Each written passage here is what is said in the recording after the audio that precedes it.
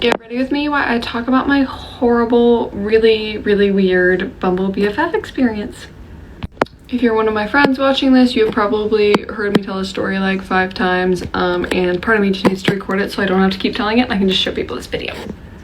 So for those that are not aware, Bumble has a app just for making friends. And so I recently moved to Charleston, and making friends in a new city, or just making friends in your 20s in general, is the absolute worst. So I was like, okay, you know what, I'll make a profile, I'll try it out, whatever. So I matched with this girl and we are really hitting it off. Like, I was like, oh my god, like finally a girlfriend here that we have so much in common, very similar humor, just because honestly I felt like a lot of the people on the app were very much looking for someone to get coffee and work out with, and that's just not really what I was looking for. I'm looking for someone with a similar sense of humor to me and can just lay on the couch next to me and I don't know, just joke and watch movies and not have to really entertain each other. So I found a girl that I was like, oh my god, you're perfect, new friend soulmate loading. So anyway, so we're texting for probably 4 or 5 days, and finally we decide let's hang out.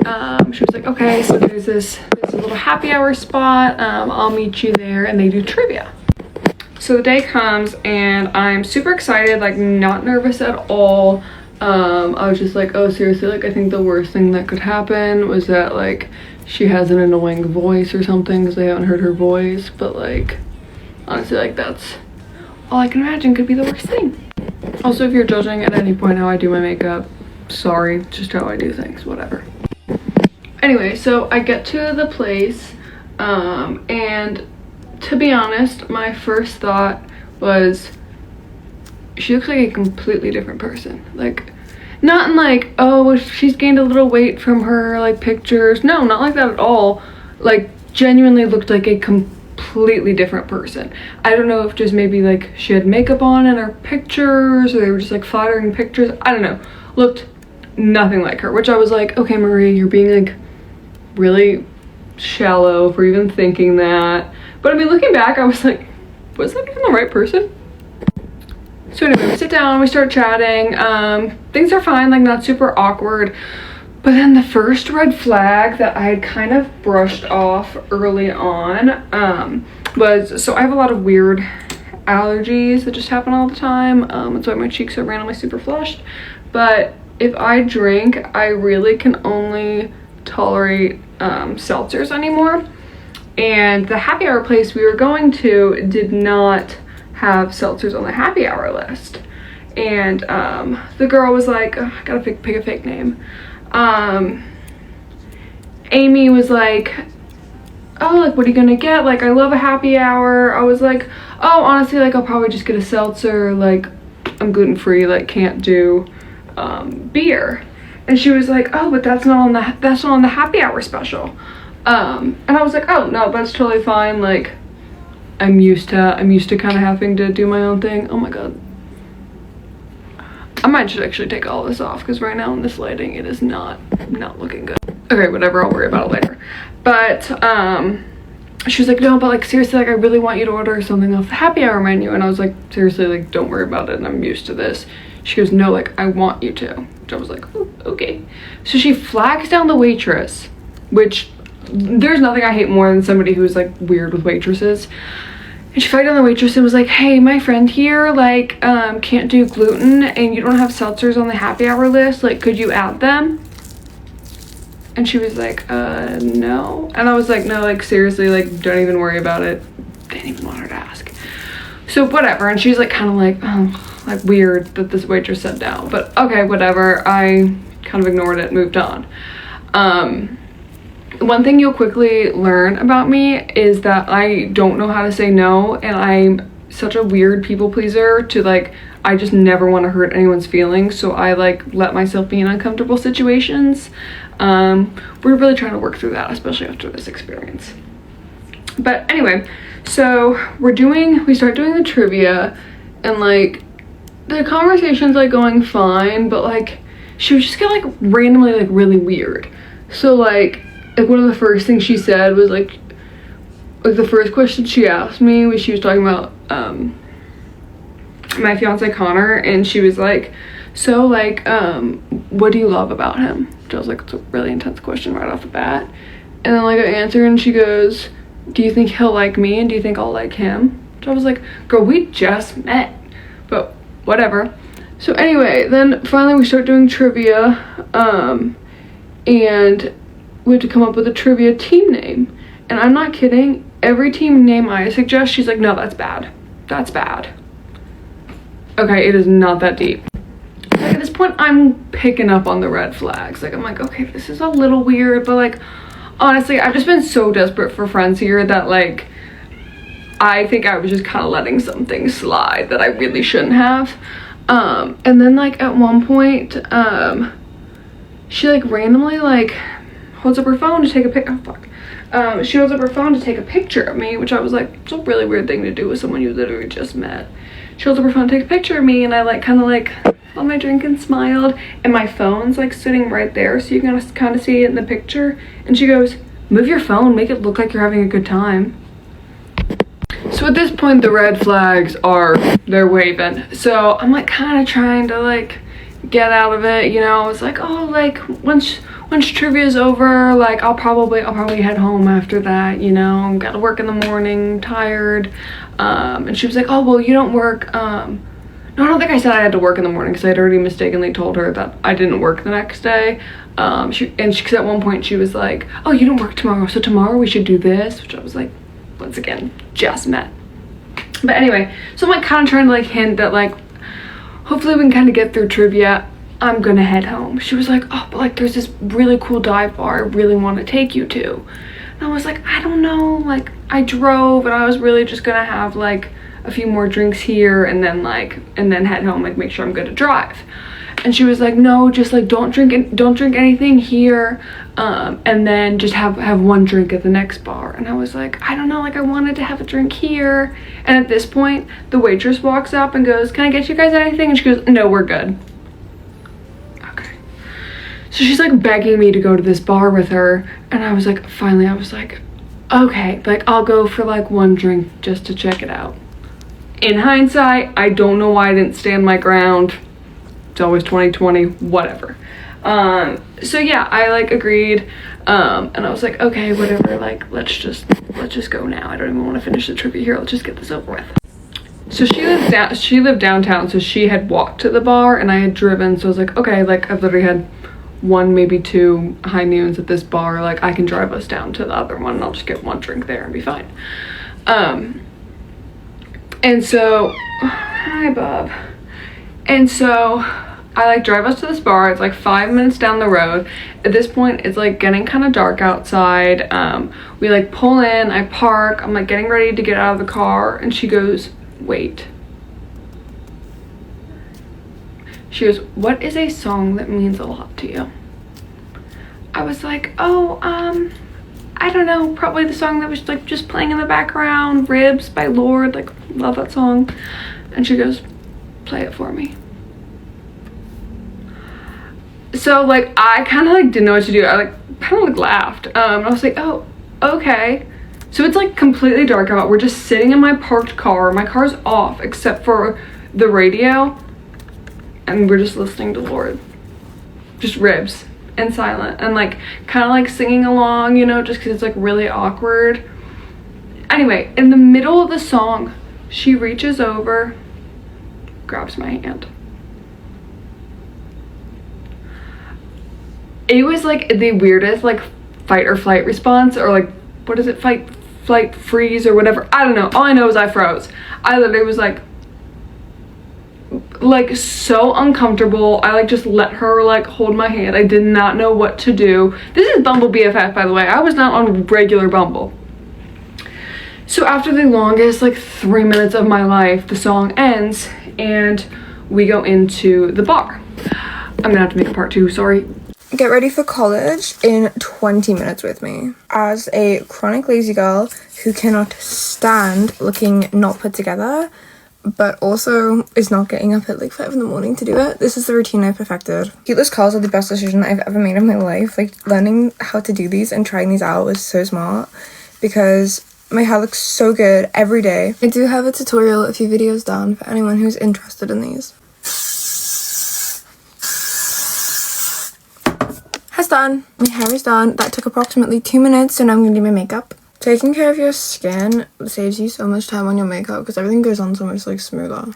I did shower and put my clothes on before I started filming. The reason no one will ever convince me to stop buying high-end makeup is because the application is so much more flawless that it just takes so much less time. Like, obviously I'm doing my bronzer right now. Brush.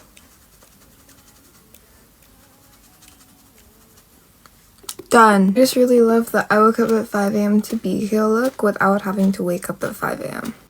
So far my makeup has taken me 3 minutes. I only found out really recently that you're not meant to do skincare like in the morning, like a full routine.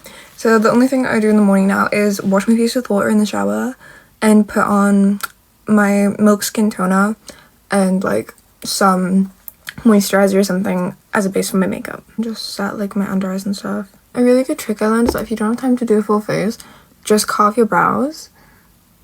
Like, it just tidies your whole face up. This whole routine has only taken me like 10 minutes and I'm almost done. I feel like carving them makes it look like I filled them when I haven't. This has nothing to do with like a minimal amount of makeup or anything. This is literally just how to like get a full face on as quick as possible. So I'm taking a powder bronzer and my nose contour is literally... And then I just like work the brush up my nose. White contour stick and drawing the lens in. Oh my god, it's cold so it's like frozen. That's weird. I'm gonna put on a bit of powder blush to like lock it all in. Mascara. I'm gonna add a lash and then set it and then I'm done with my makeup. Those last two steps like bring it together and finish the look. Being like moisturized always makes your skin look like more like clear and helps you look more put together. Putting like 20 lotions on also helps if you're not a shower in the morning kind of girly. This is the Chocolate Laneige and I've been using it as a lip gloss and it's like my new fave. This whole video took me 21 minutes to film. This is my outfit for today. Super boring, but okay, I'll see you guys soon. Get ready with me while I'll tell you the story of how I ran away when I was 14 years old, got sent to a mental hospital, and then got sent to rehab. So this all takes back place in like 2016. Okay, so when I was in middle school, I was just always a bad kid leading up to high school. Started smoking at the age of 13, drinking at the age of 14, just fighting people, doing bad stuff. Yeah, I was that hot Cheeto girl. So in middle school, I met my ex-best friend. I'm not gonna name her name just out of respect for her. We'll just name her Tatiana. We met in middle school and ever since we were just like that. We were locked in, we were besties. At the time I was just going through a lot with my mom. I had a very bad relationship with my mom. I just felt so much more comfortable staying at my best friend's house. So I hate to be that person, but like Tatiana kind of introduced me to like marijuana and like alcohol and stuff. Like I was in the wrong too. At the time I was just trying to like fill the void. I had so much anger built up towards my dad, my mom, just my family in general. And at first like my mom really loved Tatiana, okay, but not for long. Things went downhill very fucking fast. Halfway through middle school, I attempted to myself. That's when everybody like woke the fuck up. You know, Megan needs help. So when that happened, you know, I got sent to the hospital. I don't want to go too much into that. I got sent back to my grandma's house and I lived with her for like almost a year. I had like a big mental breakdown because like I missed my best friend. I lived with my grandma again. She was like trying to change everything about me. My grandma did not want me talking to Tatiana. I wasn't standing for that. So me and my grandma got into a big fight and it got really physical and I told my mom like, hey, you need to come fucking pick me up like right now. So my mom picks me up and then my grandma was like, yeah, take her ass, like I don't want to fucking live with her anymore. So I lived back with my mom. I went back to my middle school that I already went to in the first place and I got to see Tatiana again and all my old friends. I was so happy. Then I just went back to all the bad habits. I just loved the hood. I love the streets. Streets killed me. Yeah, my mom seen that, you know, I was turning up my bad habits again, like smoking pot, doing drugs, drinking, fighting. My mom did not want me seeing Tatiana anymore, and I was fucking pissed the fuck off. My mom literally took my phone and locked that bitch in the closet. And you know what my ass did? I took a hammer and I fucking smashed that door to get my phone. Baby, I was fiending for that phone. Got my phone back and I texted Tatiana and we like linked up or whatever. In walking distance, it was like a 30-minute walk to see each other. We would literally walk 30 minutes over the bridge just to see each other. Me and Tatiana link up. We're like, yeah, girl, this can't happen again. We cannot get separated again. Like, this is not happening. So we make a plan to run away from home. We were 14 years old. And at this time, Tatiana, she had another friend with her that was a runaway, and her friend was kind of messy boots. Like, she had some stuff going on up here. So I told Tatiana, I will run away when my mom falls asleep. I will take her money or food, essentials. I was serious about running away. Like, I did not want to go back home. I made a plan to sleep under the bridge, start a new life. I go back home, spend one last good day with my mom, literally take everything I possibly can. I take a bag of clothes. I walk my way over to the bridge, and there's Tatiana and we'll say messy boots. So I live in Minnesota. There's like a Mississippi bridge. You can go like underneath it and there's like a little layer or whatever, and that's where we slept. No blankets, no nothing. Whatever we had on us. We're smoking a little ganja, and then all of a sudden Tatiana's big sister calls and she's like, where the fuck are you guys? Yeah, Tatiana's big sister was not having it. She was like, where the fuck are you guys? So Tatiana's sister comes and picks us up. It's like, get your little asses in the car. Like, what the fuck are you doing? Like, she understood like we were bad kids, you know. So we hop in the car. Tatiana's older sister's boyfriend is like a drug dealer. You know, he always gave us like supply of, you know, ganja, whatever. He's just passing us blunts on blunts. I've never gotten so fucking high in my life. I'll always remember when we stopped at a gas station. Literally jumped out of the car and I crawled on top of the car and I was just like, ah! I'll always remember this gas station lady was like, I want what she's on. And it's just like, oh my god. Back at Tatiana's house, this time it's like 2 o'clock in the morning. I had to sleep in her closet. Her dad finding me and then her dad telling my mom. I just remember that being the best sleep of my life. Rolling around in the morning time, her dad comes in her room and goes, bah, bah, bah, Megan in the closet, where is she? And Tatiana's dad is like, Megan's mom is outside. Tatiana's big sister are like trying to deny that I'm in the closet. It's like, okay, you guys, like, I'm just gonna get out. The police were there. Mom called the police. It was just so fucking crazy. I get out of the closet and my mom's there and she's like, Megan, what are you doing here? What about it? Like, you got me. I don't know how she fucking found me. I think my grandma had like a tracker on my phone. The police are there and I'm scared shitless because I don't have a good background with police. You like put your hands behind your back like we're taking you to the mental hospital. And I look over at Tatiana. I'm like, bye. Like, I love you. And they send me to a mental hospital. Like, remember the mental hospital being called like 6A? It's not the mental hospital I went to when I tried to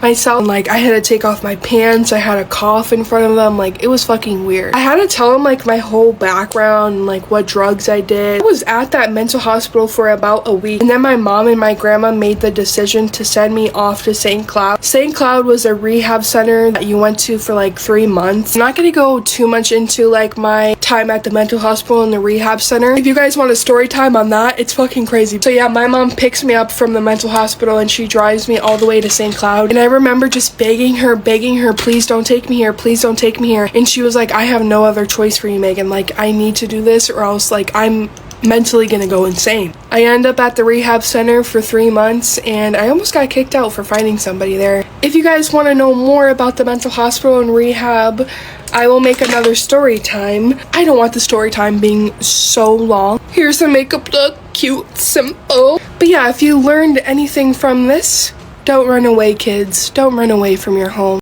Get ready with me for Don't Say While I tell you guys a story time about how I ran away from home and there was a whole search warrant for me. I'm talking cops everywhere. Back in the days when I was like very young, I was like knuckly, like tutti, like, because I was the only child, so you know, I was ready to fight. I was like, what's up?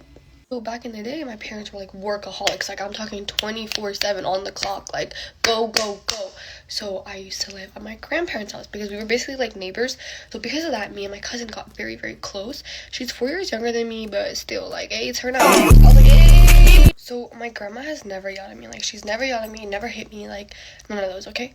So it all started one lovely afternoon when me and my cousin, we were playing together. So we were jumping on the sofas and Amma came in and she was like, oh, get let it go. And then she started yelling at us, okay? So I was like, oh no, like, like, let's stop, girl.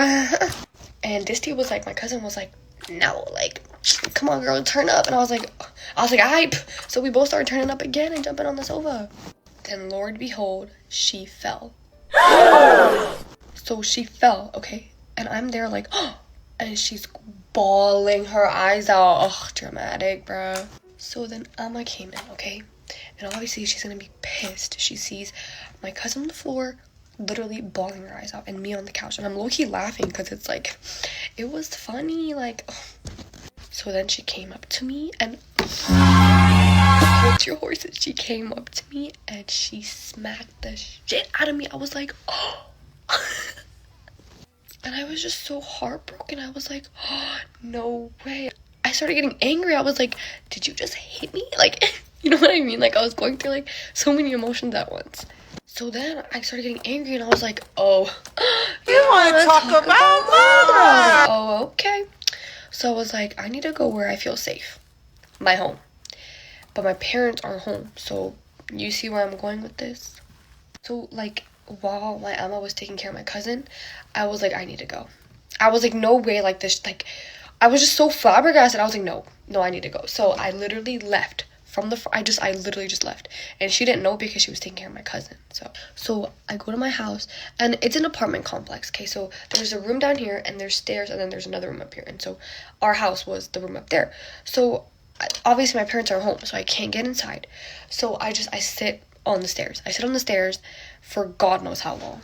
So like hours goes by, okay? Hours goes by. I'm sitting on that stair, and I'm hearing police sirens, and I'm like, who died? Like, what's up, right? So I'm sitting on the stair, like hours goes by, and then I think I fell asleep on the stairs, okay? Like in my 5-year-old mind, I didn't do anything wrong. Like I was just going home, you know? But apparently not. So hours goes by, I fall asleep on the stairs, right? And then I hear the door open. It's my dad. Oh my. So the door opened and my dad comes in and he's on the phone. He's yelling, like he's like stressed, and I'm like, what is this kid on, okay? And then he sees me on the stairs and he just stops, like he's frozen, okay? Oh my God, it was literally straight out of a movie. He runs up the stairs and he grabs me and he just starts yelling at me.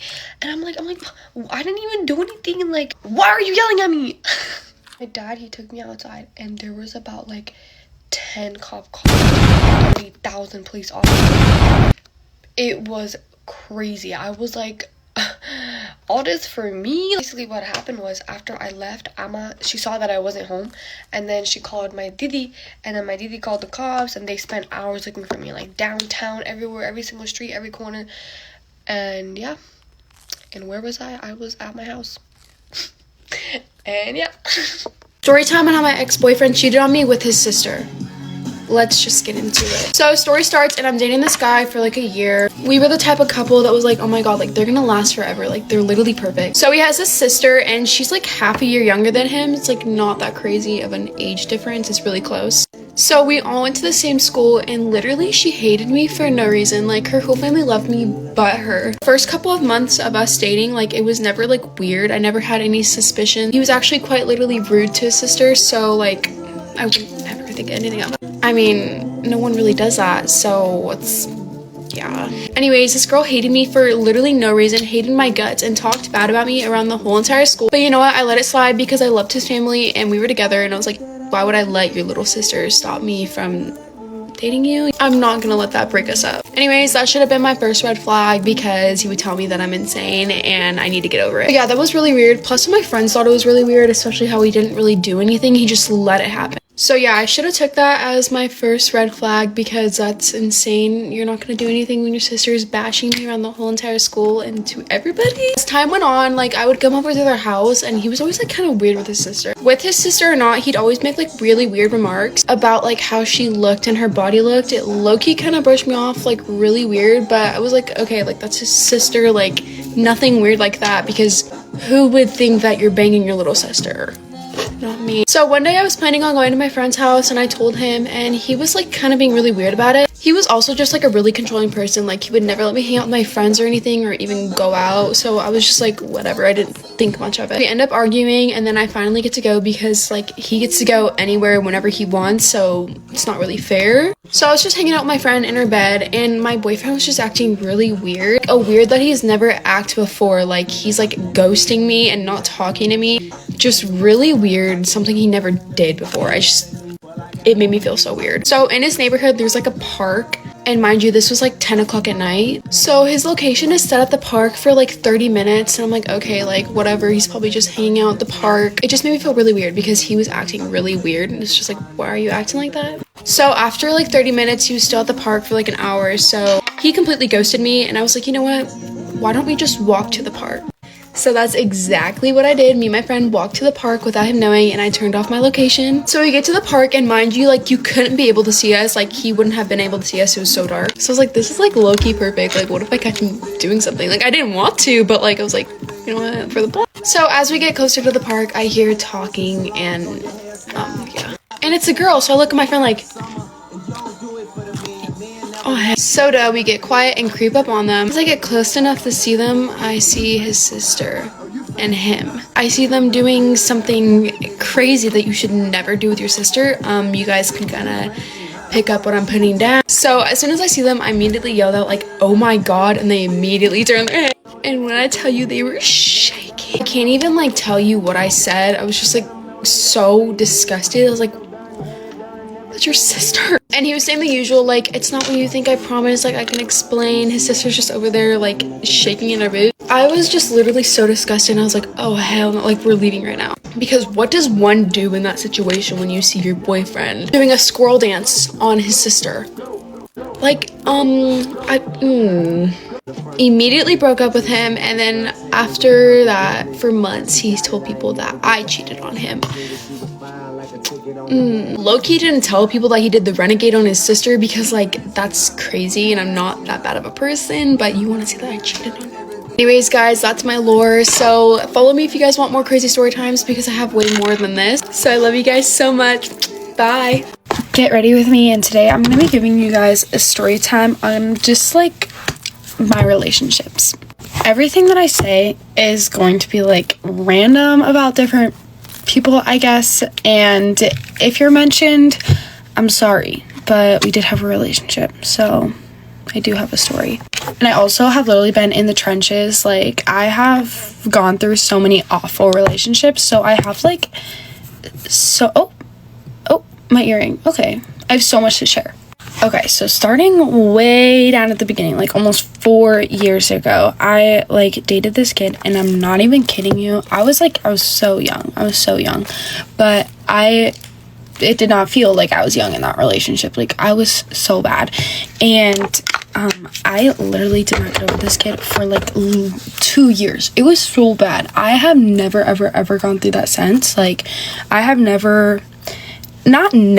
but I have basically never struggled to get over someone necessarily. Not like that I'm saying I move on, but I have not been like stuck on someone in so long. I don't know if that sounds bad, but like I just don't sit there and like ponder about it for forever. Whenever I was younger, I don't know what I was doing, but I hung out with so many boys that were 2 grades above. Like it was in 8th grade and freshman year. 8th grade, I hung out with so many sophomores, and freshman year, I didn't hang out with as many, but I hung out with like a lot of like juniors. Like I don't know what I was doing. I don't know, but it's what I did. And then after that, I took a break from the older men for a little bit, luckily. Then I went right back and started dating a boy 2.5 years older than me. 2.5. At 15, my boyfriend was 18 years old. When I tell you, never again in my whole entire life, unless I'm like 50, because that's like not bad, like will I have a boyfriend 2.5 years older than me.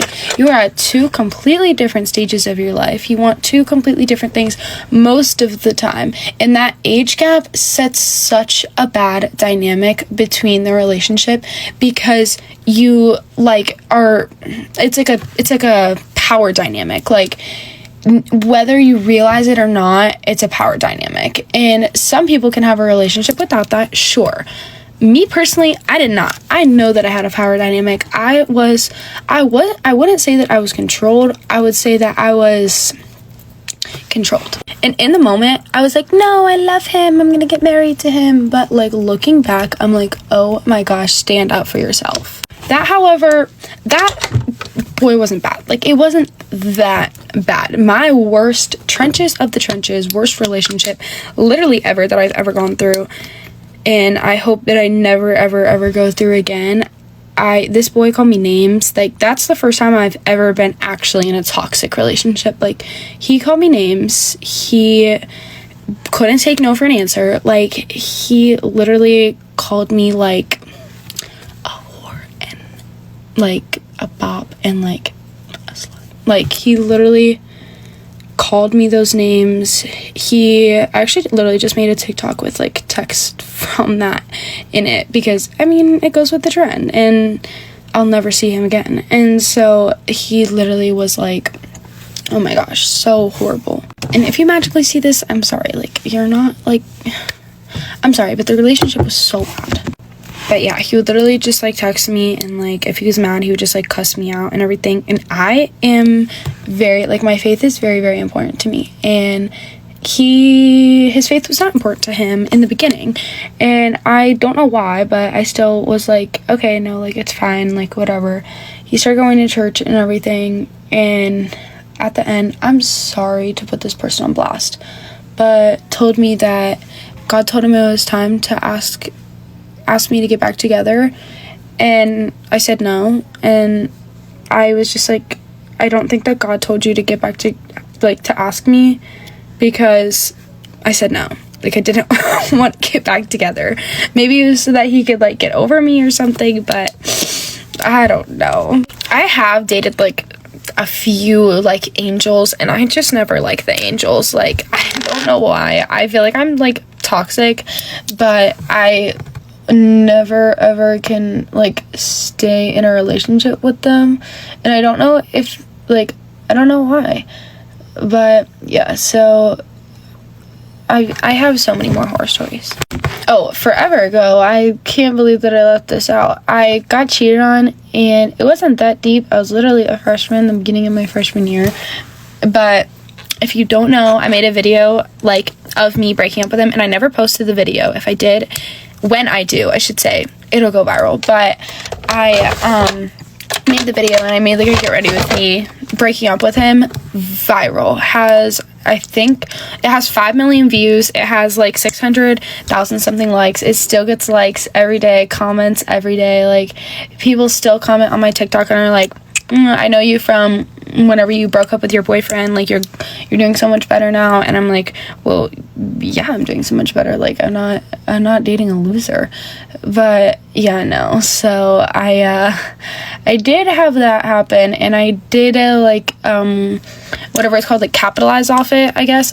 I haven't used this lip liner in so long, and I feel like my lips are so dark right now. I don't like it. One kid I liked for like so long, such a long time, and then whenever we finally like got together, it was so bad. And I remember, I don't know why, but I cried over that so much. Like, I was so upset for so long, and I feel like with just me saying that, nobody would necessarily know who it is, because that could apply to like multiple people. I'm trying not to like drop too much lore. Like, I'm trying to for some people, because I'm trying to keep it a little bit like inconspicuous on who I'm talking about. But some of them, I mean, you already know. Like, some of them it's bad, but gosh. My one boyfriend told me that essentially, this isn't exactly it, but if we cuddled and I was like too close to him, then that meant that I wanted to like have like intercourse. And keep in mind, I want to wait till marriage. But he told me that if I did that, then that means that I wanted that. So I wasn't allowed, because then he wouldn't be able to control himself. And let me tell you, that made me mad, because what do you mean? I like to cuddle. What do you mean? So yeah, now I don't even like to cuddle with people anymore, because yeah. I have so much more like lore though, and I tried to keep it kind of like respectful in this video. And so if you want any more lore, let me know. If you're still watching all the way till the end, comment down below the broken heart emoji, because that is literally my heart after surviving these actual like monsters. And before you ask, yes, I've had a lot of relationships. I can't help it. I have one, it doesn't work out. I try to stay single. I'm single for like 2 months, and then I'm in a new relationship, and I hate that I do that. I absolutely hate it because it always goes wrong. Trying to fix that this time, the thought of a man literally repulses me. I don't snap anyone, I don't text anyone, I don't talk to anyone, I don't hang out with anyone. Like, I am like really single and trying to keep it that way, so please don't bully me. But yeah, if you watch all the way to the end, you're seriously a real one. Like I said, I try to keep it PG, respectful. I have a feeling that half these people are gonna see this, because I feel like some of them stalk my TikTok, I'm not gonna lie. Or at least have like friends that stalk my TikTok, or like girls that stalk my TikTok or something. I also might take this down if it flops, or if it's too controversial, if I decide. And yeah, so I hope you have a wonderful day, and I love you. Jesus loves you so much. And my best friend fired me from being her maid of honor the day before her wedding, so let's talk about that. My best friend, let's call her Christy, of 10 years, became a full-blown bridezilla as soon as she got engaged. I mean, she went from being a nice, chill girl to absolutely unbearable. She didn't want to just control things about the wedding. She wanted to control all of the bridesmaids. I'm talking about our hair color, our nail length, even our weight. She made us all sign a contract saying that we would not gain a certain amount of weight before the wedding. That's messed up. That's a very messed up thing to do. But you know what? No one said anything about it. We should have said something, but everyone just kept their mouth shut. She also told us that if anything big happened in our lives, like getting engaged, getting pregnant, getting a promotion, we weren't allowed to talk about it until at least 2 months after her wedding. I already think it's insane that we couldn't say anything about it, but a 2-month buffer after your wedding's over when it's over, girl. Like, I hate to tell you. And as the maid of honor, I was the one that was getting all of the angry texts from the other bridesmaids being like, can you please talk to this girl because she's out of control? And even though I knew Christy was being absolutely absurd and honestly just a bad person in general, I was doing my best to try and ease everybody's tension. I just kept telling them, like, y'all, she's never been like this before. You know that she loves you. Like, I do not know what this wedding is doing to her, but let's just get through the wedding and just hope that she goes back to the normal Christy that we all know and love. The bachelorette party was also just a huge mess. 2 of the bridesmaids ended up dropping out of the entire wedding and leaving the trip early just because of how horrible she was being. I mean, she was just criticizing everybody for everything that they were doing. She was telling people that she didn't like the outfits they were wearing and that they were going to look bad in pictures, and that all the pictures from her bachelorette party needed to be perfect and they were going to ruin them. Like, girl, it's really just not that serious. And the 1.5 years between the time she got engaged to her wedding was honestly one of the most stressful periods in my life, because it was just constantly being torn apart by her, being ridiculed, being yelled at. I just was trying to give her the benefit of the doubt, which was the wrong thing to do. I should have spoke up sooner. Finally, we get to her rehearsal dinner, which is the day before the wedding. And it already starts off very stressful when Christy comes up to me sobbing, telling me that in her dream, her future sister-in-law showed up to the rehearsal dinner wearing a white dress. In her dream, not in real life. And she was like, you need to go and talk to her right now. She's like, you need to make sure that she's not wearing a white dress to my rehearsal dinner. I was like, what? Why would she do that? She was like, no, I think that my mind is trying to tell me something. I think that it's a sign that she really is planning to do that, and you need to make sure. So I did. I go up to her future sister-in-law. I'm like, hey girl, weird question, but you're not planning to wear a white dress, right? And she was offended. She's like, why do you think I would do that? And I was like, I'm sorry. And I wasn't going to throw Christy under the bus and be like, Christy thought you were because you were in a dream, because that makes her sound crazy because she was acting crazy. So yeah, her future sister-in-law just thought I was kind of the worst. On the way back from talking to her future sister-in-law, I decided to stop and grab all of the bridesmaids some coffee. We were all getting ready together, and I just thought that it would be a nice little pick-me-up. So I just decided to get everybody the exact same order. I thought that getting oat milk lattes were safe because, you know, I feel like everyone likes an oat milk latte. You know what I mean? Like, who's gonna be mad about that?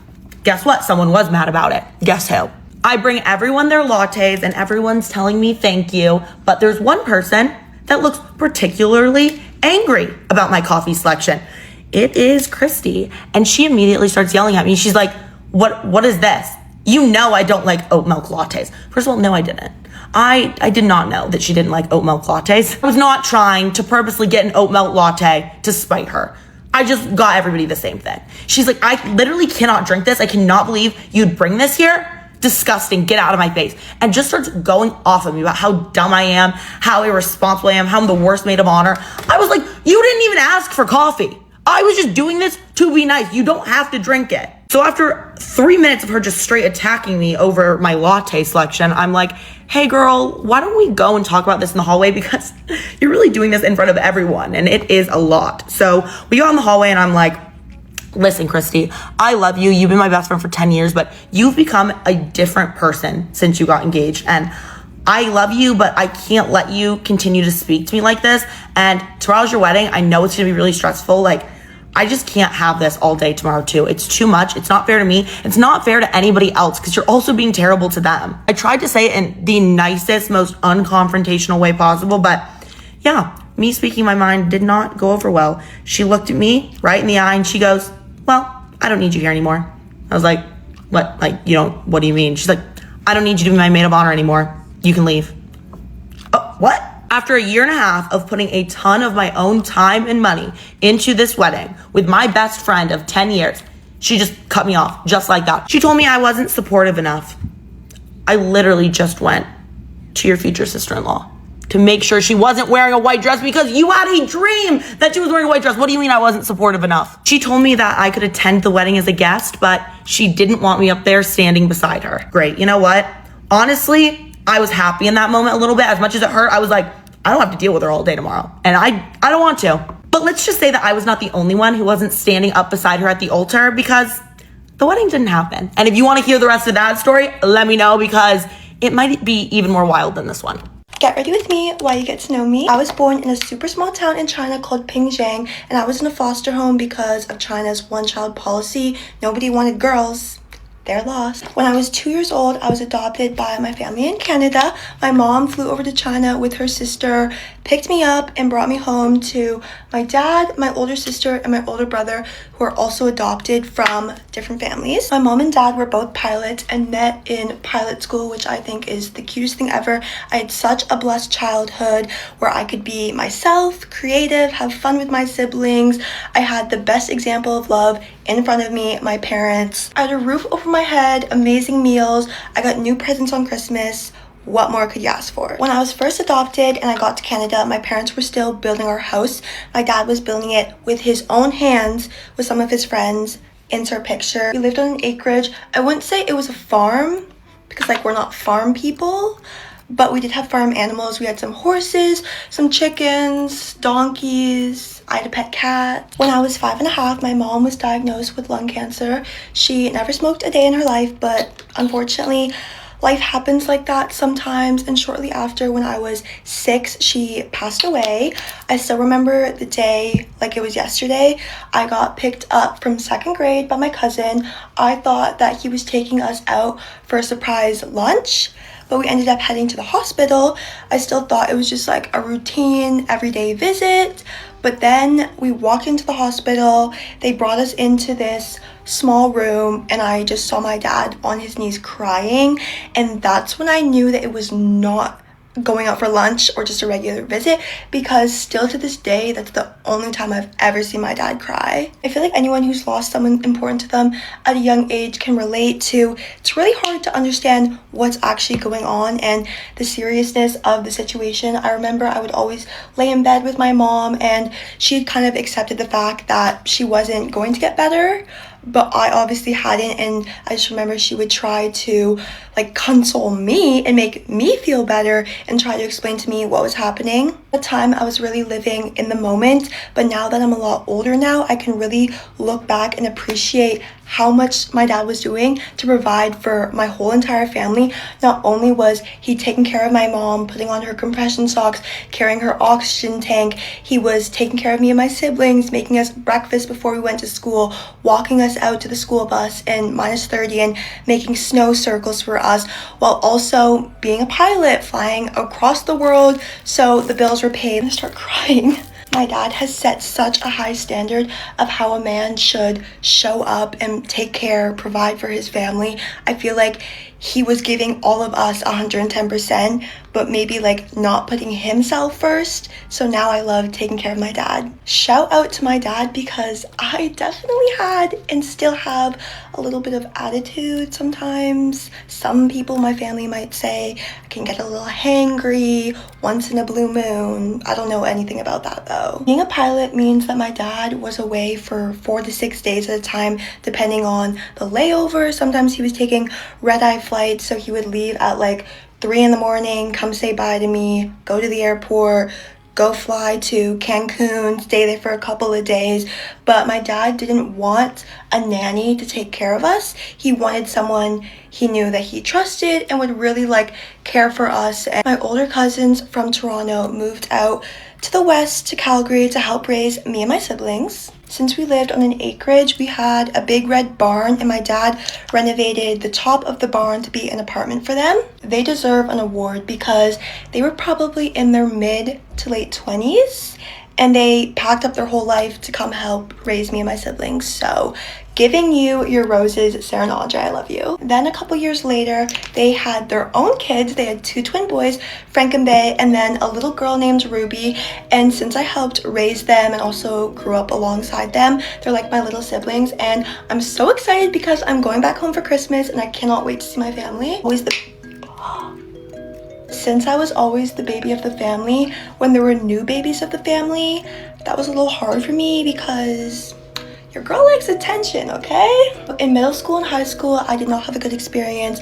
I was bullied. I was too embarrassed to talk to my parents about it because I was like, I don't want them to know that I don't have any friends. Like, I don't want them to know that people think I'm weird.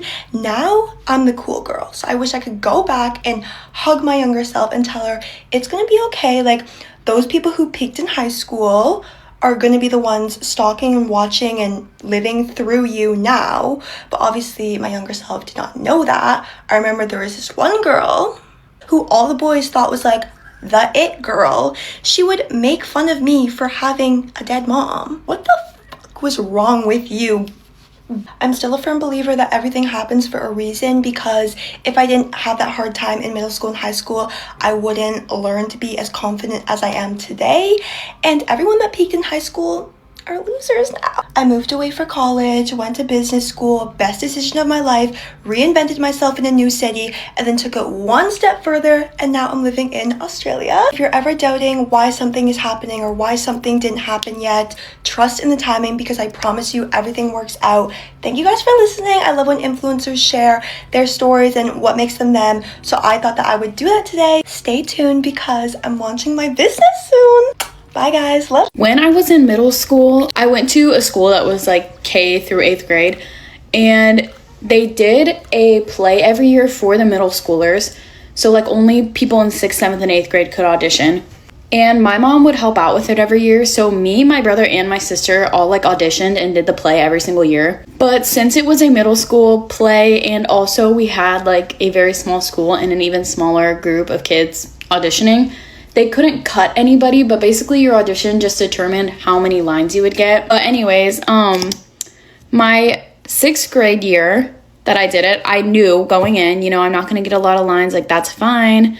I don't really care, I'm just doing it for fun. The plays we did weren't like normal like plays that you would know, like Phantom of the Opera or something like that. It was like this random company that made like plays for schools. We would use theirs, and this one that we did my 6th grade year was called Tied to the Tracks. Couldn't tell you the plot of it at all. All I know is that my sister got the lead role, and there was some point where she got tied to train tracks and somebody had to like untie her. I don't know. But in this play, I got the role of waitress. Me and another girl were like these 2 waitresses together. I had a cutie little dress on. It was like purple with flowers, you know, little old-timey moment, because I don't remember when the play was supposed to be taking place, but it was like back in the day. So, you know, I'm content. Like I said, I knew I wasn't gonna get a lot of lines. I had a good time. Good part, good costume, whatever. So then the next year rolls around. I'm like, okay, moving up in the world. I'm in 7th grade now, so I'm gonna get a bigger part. And, you know, I feel like everybody in middle school, like, has this idea that they can be famous. So, of course, I'm sitting there thinking, like, this is gonna be good practice for me when I'm an actress someday. I have no acting talent, like, at all. But, you know, I used to be a big Harry Potter fan, and I heard that Emma Watson only had ever done school plays before she got the role for Hermione, so I'm like, yeah, these plays could be my big break, you know? Someone can scout me from this play, and I'll be in a movie. So I was, like, super excited for this. Like I said, the year before, it was so good, so it can only get better from there. So I audition, whatever, we do our line readings, and I see that I got like a fairly big part. Like I think I had the second or third biggest part in my grade. So I was like really excited. I'm like, let's go. Like second biggest part, it's no big deal. Oh, also I want to say this play was literally called Flapper. Like it took place in like the 20s or whatever. I was all like, oh, roaring 20s, oh, flappers, da-da-da-da-da. I don't remember the storyline really of this one either. I think there was like a diamond necklace involved somehow, don't know. Part I had was like this duchess that was visiting town. And you know, I'm hearing that the title of the play is Flapper. I'm like, oh my God, I'm gonna get to wear like a cute like 1920s outfit, like a little flapper outfit or something. This is gonna be so fun. And then the day for dress rehearsals comes. They put me in this fuck-ass outfit. Here's a really good picture of me in the outfit. I was humiliated. So many of the other girls got to wear like cute outfits, cute little flapper outfits, like fun stuff, or just, you know, like regular costume stuff. And I got stuck with this. I was livid, especially because a lot of the kids actually like did come to watch the play, and I'm like, I'm gonna be fucking seen by fine shite like this. I think it's understandable because, you know, middle school is like the time you're the most like self-conscious and like struggling with like identity and like your self-image and everything. And then I'm getting faced with, we're gonna put you in this fuck-ass feathery outfit in front of the whole school. Plus, I already was like having really bad struggles like emotionally with my weight because I was like bigger than a lot of girls in my class. And then this dress literally made me look pregnant, and I like actually cried about it. I cried. So then to make it even worse, the night of the play comes, the part that I had, it was like me and then a boy that like all of our times on the stage were together because it was like I was the Duchess, he was the Duke. So it's like opening night. We're doing pretty well. Like me and him both, it's gone off without a hitch. I literally found it. Oh my God. So at one point I like messed up and skipped over a line. I think it might have been this part. By the way, we're also scammers. Like that's the whole point. We're not actually Duke and Duchess. We're just scammers. We're in high society territory. We can't rush these things. You don't have any patience. And I said, my line was, this is too good a deal to mess up. He said, we're not going to mess it up. My next line was, how much do you figure she's good for? I accidentally skipped, this is too good a deal to mess up, and said, how much do you figure she's good for? Which literally is unnoticeable. Like, skipping that one line doesn't change the context of the conversation. Nobody would have noticed I missed a line. I feel like the two #1 rules in theater. 1, don't say break a leg. And 2, if something goes wrong, you just keep acting normal. You just continue on. But you know, instead of just moving on to the next line, the guy that I'm on stage with goes, that's not right. You said the wrong line. Not even whispering. Not even a whisper. He yells it. The mic is right above him. Everybody hears it. I stood in shock. Imagine me there, in my dumbass fucking outfit, getting called out in front of everybody that I said the wrong line. Humiliating. I can't even begin to describe how pissed off I was. I'm like, there's no way you couldn't have just moved on and said the next line. I actually was so embarrassed, like so embarrassed and so mad. And that literally ended up being like my last year doing the play anyways, because the next year we did auditions. I got like narrator or something. And then COVID ended up happening, so I never got to do that. So now I'm remembered as stupid, stinky, idiot feather girl who doesn't know her lines. Bye.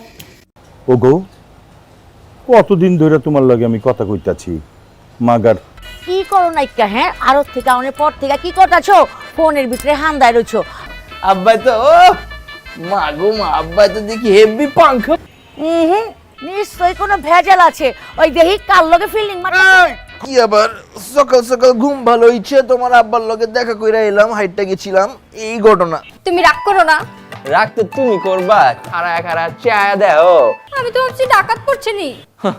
এই শাহজাহানগর বাড়িতে ডাকাত আইবো এমন কোন মায়ালাল পয়দা হইছে নি? তোমার বিছানা আমি ভিজায়া দিছি গা। এটা তুমি কি করছো? কি করছি, ঘুমাইবা না? তোমার পূর্বপুরুষের মাথায় কি সমস্যা ছিল আব্বা? ওর নাটকের পর কয় কি শুনছো ওই বেটা? আব্বা জান, আপনার পোলার এখন জিগান্ত রুটি গরম না ঠান্ডা? বাপ রে বাপ, শুনছো নি একেবারে ডর দেয় তো বলে কুচি কুচি করে কাটতো হইছে। আপনার ডর আপনার পকেটে থুয়া দেন। খানদানটা আমার কত উচ্চা দেখতে হইব না? দেখতেছি তো, উঁচা ভি আর লম্বা ভি, কুচি কুচি করে না কাইটা ফেলাইছি আব্বা। আমার তো মনে করে যখন ডর দেখাইতে দেখাইতে আমি দেখেন আপনি কি করি। ঘরে আইলাম না, এখন দেন না আসমানে ঠাড়া লাহার একেবারে কাঁপায়া দিমু। আচ্ছা, আপনার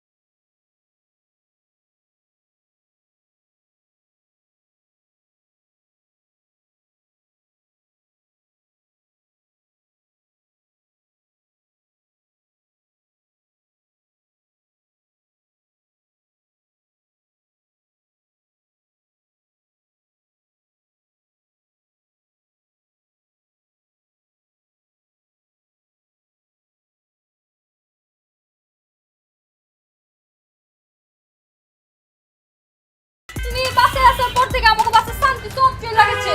আয় হায়, খাইছে করছোটা কি তুমি? তুমি একটা ভিডিও কল করে পাঠাও প্লিজ, প্লিজ। কবে আমগো দেখা কোচিনটা কি এটা আব্বার লগে এমন চিপা মাইটা দিয়েছেন? কেমন খানদান বউ? তারপর তো ভয় কাঁচে মুচু খায়া গেছে গা, তারপর আবার দুর্নাম করতে হইব। এই তোর কি তোর দামি ফোন আইসে বাবজান, রাইতে ঠিকঠাক মতো ঘুমাইছে তো নাকি বাসায় গিয়া আব্বাজান রে কইবেন?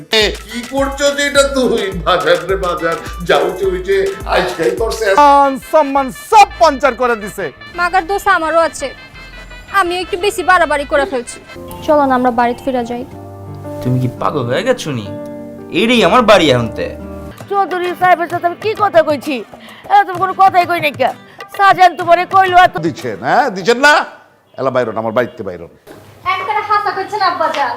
আপনার পোলার এই বাড়ি থাকা কোনো বিতলামি করলে আমি তোরা গাড়াই, কিন্তু ভাবলাম আপনি তো একমাত্র পোলা, গাড়াইলে আবার দিলে চোট পাই। দিতাছো তুমি? শোনো, তোমাগো খানদানে যেমন কিছু নিয়ম আছে আমাগো খানদানেও আছে। এইসব ফাত্রা নিয়ম কেউ যেন জানবার না পারে, মনে থাকবো তো? তোর যে নতুন বাবি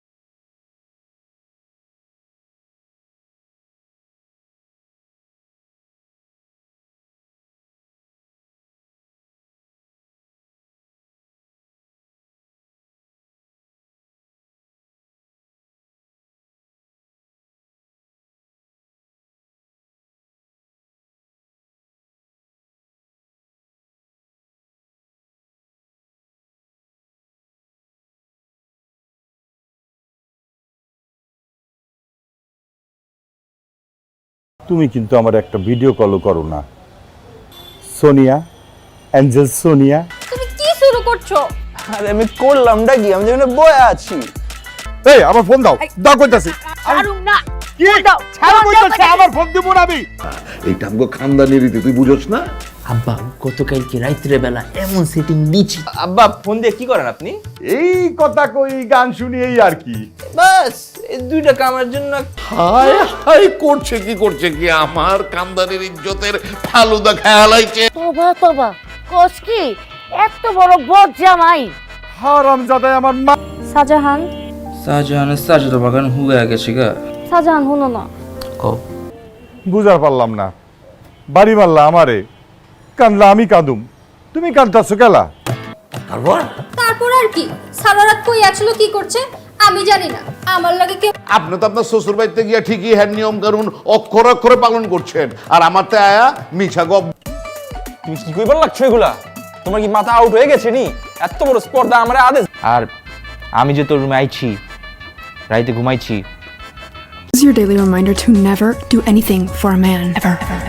I made a boo basket for a man, so please don't judge me. I've been planning to do something with this person on the Halloween weekend. We were going to do something with my friend group and this man's friend group together. So the day before Halloween comes around and nada. Basically that Thursday everything falls through. We don't do anything. It's fine. I really didn't want to go out anyway, but so we set for the next day. Let's hang out and do something the next day, Halloween. Halloween day comes around. Mind you, I had already bought 2 costumes because I'd planned to go out the entire weekend, and I made this person a boo basket that I was excited to give them just because I made it for all my friends. Don't think it was just for a man. Hell no, I'm not stupid.